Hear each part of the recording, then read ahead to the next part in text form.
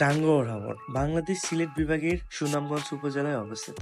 এটি বিস্ময়কর প্রাকৃতিক জলভূমি, প্রায় 126 বর্গ কিলোমিটার এলাকা জুড়ে অবস্থিত এই হাওর এখন শুধু প্রাকৃতিক নয়, বরং দেশের অন্যতম জনপ্রিয় টুরিস্ট গন্তব্য। গত কয়েক বছর পর্যটকদের আগ্রহ বেড়েছে অনেক। এর পিছনে অন্যতম কারণ হচ্ছে এখানকার আধুনিক সুযোগ সুবিধা সম্পন্ন বিলাসিতা হাউস বোট। হ্যাঁ, এবারের ট্রিপে আমরাও থাকবো এমন একটি প্রিমিয়াম হাউস বোটে। কাটাবো 2 দিন 1 রাত হাওরের বুকে, প্রকৃতির মাঝে। হ্যালো ব্রেন, আসসালামু আলাইকুম। মাই হোক সবাই ভালো আছেন। আলহামদুলিল্লাহ আমরা অনেক ভালো আছি। আমাদের যাত্রা শুরু হয় ময়মনসিংহ থেকে। আমরা ট্রেনের জন্য অল্প কিছু সময় অপেক্ষা করতেছিলাম। হঠাৎ দূর থেকে আমাদের ট্রেনটা চলেই আসলো। আমরা ট্রেনে উঠেই পড়লাম। শুরু হয়ে গেল আমাদের গন্তব্য যাত্রা। আমরা যেহেতু এসি বগি নিয়েছিলাম, সেক্ষেত্রে আমাদের জন প্রতি পড়েছিল 200 টাকা টিকিট।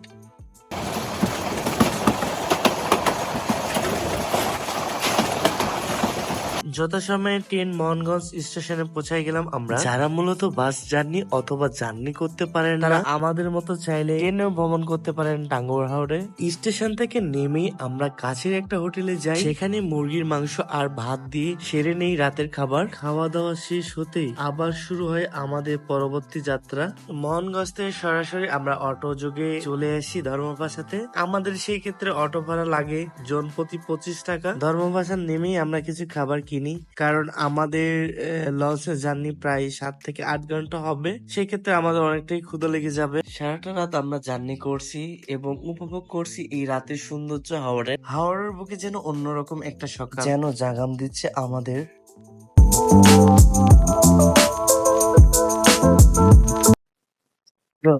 শুভ সকাল, আমরা চলে আসছি। আমরা এই ট্রলারে করে সুনামগঞ্জে যাচ্ছি।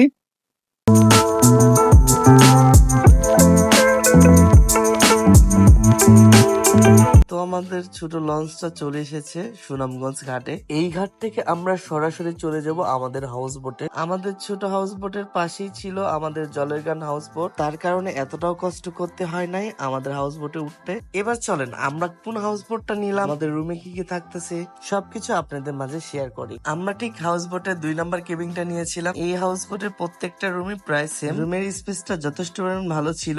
এখানে আপনারা চাইলে 4 জন শেয়ার করে থাকতে পারবেন রুমগুলোতে। আর আমাদের রুমেতে একটা সুন্দর দোলনা ছিল, যেখানে বসে থেকে হাওরের প্রাকৃতিক সৌন্দর্য উপভোগ করা যাচ্ছিল।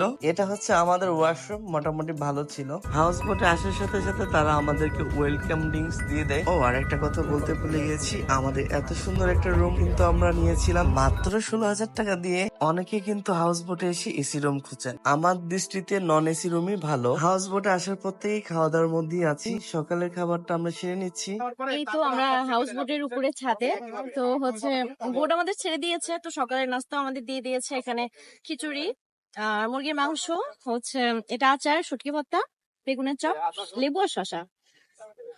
তো হচ্ছে এই প্রকৃতির মাঝে নাস্তা করতে খুবই ভালো লাগতেছে।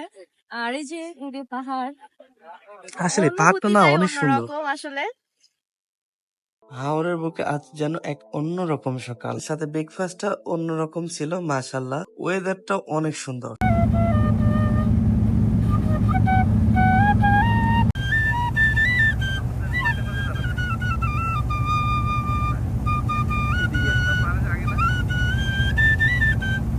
মুস্কান, পাহাড় কেমন লাগতেছে তোমার? কাছে থেকে পাহাড় কেমন লাগতেছে? দূর থেকে মেঘালয় পাহাড়টা দেখতে অনেক সুন্দর লাগতেছে। আল্লাহ সৃষ্টি যে এত সুন্দর। আমি কিন্তু রুম থেকে শুয়ে শুয়ে হাওরের প্রাকৃতিক সৌন্দর্য ও পাহাড়গুলো উপভোগ করতেছিলাম। হাউস বোটের কিছুটা নিয়ম পরিবর্তন হয়েছে। তারা আমাদের ফার্স্টে শিমুল বাগানে নিয়ে আসছে। এত সুন্দর জায়গা, এত ভালো লাগতেছে। আর ঘোড়ায় উঠবো, কিন্তু আমি শাড়ি পরে তো ঘোড়ায় উঠতে পারবো না, গাউন পরতে হইতো। আর আজকে যে শিমুল বাগানে নিয়ে আসবে এটা পরে বলছে না, এই জন্য কনফিউজ হয়ে গেছি, শাড়ি পরে ফেলছি। এই যে মুস্কান, টিকিট কাটা হয়ে গেছে। বাগানে ঢুকবো, আমাদের টিকিট কাটা হয়ে গেছে অলরেডি, ফাইন ভাই কেটে দিচ্ছে।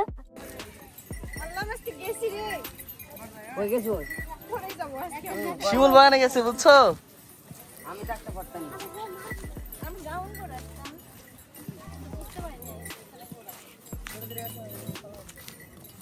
শিমুল বাগানের প্রাকৃতিক সৌন্দর্য কিন্তু দুই ধরনের হয়ে থাকে। বর্ষার সময় যেমন সবুজে পরিণত হয়েছে, ফেব্রুয়ারি মাসের দিকে কিন্তু পুরোটা লাল ফুলে পরিণত হয়ে থাকে। শিমুল বাগানের পাশেই কিন্তু জাদুকাটা নদী, আর এখান থেকে সবাই পাথর সংরক্ষণ করতেছে। দেখতে আমার কাছে এই জিনিসটা অনেক ভালো লাগতেছে। এখানকার পানিগুলো এত স্বচ্ছ আর এতটা নীল, দেখে অন্যরকম লাগতেছে। তো শিমুল বাগান থেকে ঘুরে আসার পরে আমাদেরকে একটা লেবুর শরবত দেওয়া হয়েছিল, যা খাওয়ার পর আমাদের শরীরটা একদম শীতল হয়ে গেল। তো এখন আমরা পাহাড়ে উঠতেছি। এই যে মুস্কানের অবস্থা দেখেন। আমাদের বোট কিন্তু খুব একটা দূরে না, এই তো এই পাশে দেখেন কতটুকু উঠে আসছে। কমপক্ষে 50 মিটার উঠছি। এখন এইটুকু বোট উঠো। কিছুক্ষণ আগে না তুমি বললা উঠতে পারবা। এই যে সুন্দর পাহাড়, আল্লাহর কি রূপ সৃষ্টি। হ্যাঁ, আলহামদুলিল্লাহ, মাশাআল্লাহ। এই যে পাহাড়ের যদি সৌন্দর্য দেখতে হয় তাহলে একটু কষ্ট আমাদের করতেই হবে। ফাইনালি চলে আসছি। যদিও মোটরসাইকেল ছিল, আমাদের ট্রলারটা খুব কাছে, তো ভাবলাম যে সারাটা দিন বসেছিলাম মোটরসাইকেলে না, যে 5 মিনিটের রাস্তা আমরা হেঁটে এটাকে অতিক্রম করি, তাহলে কিছুটা এই যে বড় পাহাড়টা দেখতেছেন এটাতে ওঠার অনুমতি হবে আর কি। এই যে আপনাদের ভাবি সামনে হাঁটতেছে, অনেকটাই কষ্ট করছে সে। এই যে বাড়িটিলা, ফাইনালি আমরা উঠে গেছি। পাহাড়ে এসে কেমন লাগতেছে? অনেক ভালো লাগতেছে, কিন্তু হচ্ছে একটা জিনিস, প্রচন্ড গরম, আর শাড়ি পরছি গরমে আমি শেষ, কিন্তু অনুভূতিটা অন্যরকম। যে আসলে অনেক ভালো লাগতেছে। ইয়েটা অনেক সুন্দর, জায়গাটা মারাত্মক সুন্দর, কিন্তু হচ্ছে গরমের মধ্যে খুব খারাপ লাগতেছে। এখন আমরা অবস্থান করতেছি বাইকাটেলা। এখান থেকে মেঘালয় ও পাহাড় দেখতে অনেক সুন্দর লাগতেছে। কাছে আছি আমরা ইন্ডিয়ার বর্ডারের কাছে, পাশে ইন্ডিয়ার বর্ডার দেখা যাচ্ছে। তো আমাদের হাউস বোটটি জাদুকাটা নদীর পাশে বেরিয়েছিল, তো আমরা এখানে গোসল করব। আমরা সব লাইফ জ্যাকেট পরে নিয়েছিলাম। এই দেখেন মুস্কান, সে একদমই সেই লেভেলের প্রিপারেশন নিয়েছে, পানিতে নামবে। মুস্কান কেমন লাগতেছে? হ্যালো, ভালো লাগতেছে না?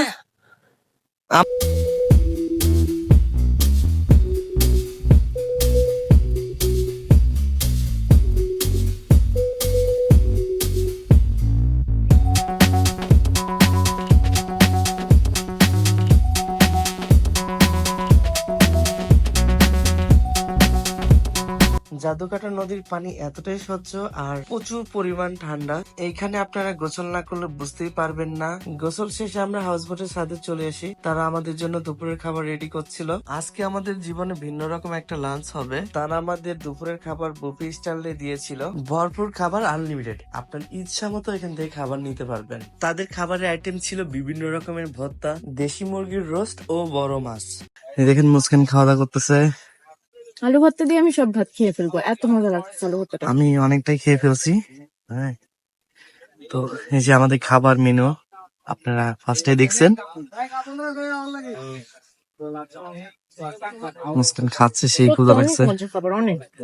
আর এইরকম একটা সুন্দর পাহাড়, আর এই পাহাড়ের পাশে যদি আমাদের হয়, আমাদের যদি এখানে ছোট্ট একটা বাড়ি লাঞ্চ হইতো হয়, তাহলে কেমন হইতো? অনেক ভালো লাগতো। মাশাআল্লাহ, এমনিতে অনেক ভালো আছি। অল্প টাকা থাকলে ঘুরেও মজা পাবেন, শান্তি পাবেন, আর বেশি টাকা পেয়ে গেলে না, তখন আর সময় পাওয়া যায় না ঘুরার। একটা বয়স থাকে, শখের একটা বয়স থাকে, সেই সময়টা পার হলে না আর কিছুই ভালো লাগে না। So, যখন যেটা প্রয়োজন তখনই সেটা করে ফেলো, আল্লাহ টাকা ম্যানেজ করে দেয়। সারাদিনে আমাদের শরীরটা অনেকটা ক্লান্ত ছিল, সারাদিনের অনেকটা জার্নি ছিল। জার্নি শেষ করে আমরা কিন্তু টাঙ্গর হাওরে আসছি। খাওয়া দাওয়া সেরে আমরা একটা লম্বা একটা ঘুম দেই। ঘুম থেকে উঠে একটা সুন্দর একটা ভিউ উপভোগ করি। মনে হচ্ছিল যে সুইজারল্যান্ডে চলে আসছি। পরে আবার শুনি যে এইটাকে মিনি সুইজারল্যান্ড বলে। পাহাড় আমার অনেক ভালো লাগে, কিন্তু পাহাড় এত কাছে থেকেও পাহাড়ে যেতে পারতেছি না। পাহাড়ের মেন অংশগুলাই ইন্ডিয়ার মধ্যে পড়েছে। এখন সময় ঠিক 5:30। তো আমরা লাকমাছড়াতে চলে এসেছিলাম। লাকমাছড়াতে এসে আমাদের অনেকটাই ভালো লাগতেছে, কারণ আমরা পানিতে নামতে পারতেছি, পাথর হাতে নিতে পারতেছি। পানিগুলো এতটাই স্বচ্ছ ছিল আর এত ঠান্ডা, কি বলবো। আমার কাছে যতগুলো স্পট ঘুরছি তার মধ্যে একটা সুন্দরতম জায়গা। আচ্ছা, আমি বলতেই ভুলে গিয়েছি, আপনারা এখানে কিভাবে আসবেন। আপনাদের হাউস বোট তো নীলাদ্রি লেকে পাশেই দাঁড়াবে। সেখান থেকে আপনারা চাঁদের গাড়ি পেয়ে যাবেন অথবা মোটরসাইকেল। তো মোটরসাইকেলের ক্ষেত্রে একটু দামাদামি করে উঠবেন। তো আমাদের দুজনের কিন্তু যাওয়া আসা 150 টাকা নিয়েছিল। সময় এখন 7:40। আমাদের হাউস বোটটি নীলাদ্রি লেকের পাশে বেরিয়েছিল। আমরা হাউস বোটের ছাদে বসে সময়টা অনেক ভালো কাটাচ্ছিলাম। আমাদের সন্ধ্যার নাস্তা হাজির। ঝালমুড়িটা অনেকটা টেস্টি ছিল, ভালো লাগছে। আমাদের হাউস বোটে কিন্তু আনলিমিটেড চা ছিল। তো আমরা নাস্তা সেরে ছাদে মুক্ত বাতাস নিচ্ছিলাম, গল্প করতেছিলাম সবার সাথে। সময় এখন 9:30। তারা আমাদের রাতের খাবার দিয়ে দিয়েছিল।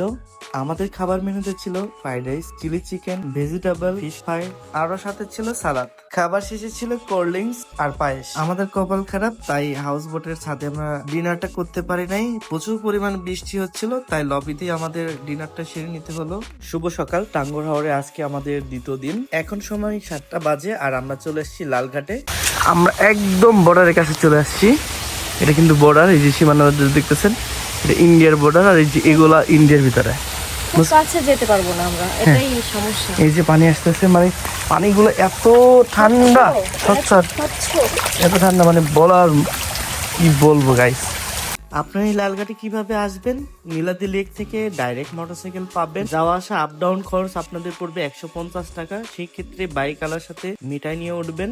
এখন সময় 9:30 আর আমাদের সকালের খাবার দিয়ে দিয়েছিল। এই তো আমাদের সকালের নাস্তা দিয়ে দিয়েছে অলরেডি। যেখানে চিকেন বিরিয়ানি আছে আর ডিম, শুটকি ভর্তা, চাটনি, লেবু আর শসা। তো এখানে খাবারগুলো মজা লাগতেছে, টেস্ট অনেক ভালো। আর খাবার কোনো লিমিটেড মধ্যে নাই, আপনার লাগলে আপনি আবার নিতে পারবেন। 12টার দিকে আমাদের হাউস বোট ওয়াচ টাওয়ারের আশেপাশে চলে এসেছে। আপনারা হয়তো অনেকেই জানেন যে টাওয়ারে সরাসরি হাউস বোট গুলো এখন যেতে পারতেছে না, আইনি নিষেধাজ্ঞা আছে। এর জন্য আমাদের হাউস বোটটি 1 কিলোমিটার দূরে দাঁড়াইছিল। ওয়াচ টাওয়ারে যেতে হলে আমাদের ছোট ছোট নৌকাতেই যেতে হবে।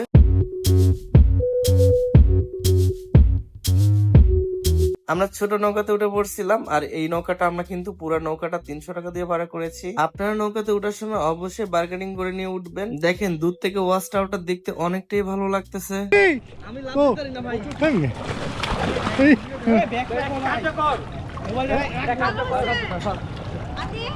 ওয়াচ টাওয়ারে এসে আমরা গোসল করতে শুরু করে দিয়েছি, আর এদিকে মুস্কান তো চা নিয়ে চা খাচ্ছিল।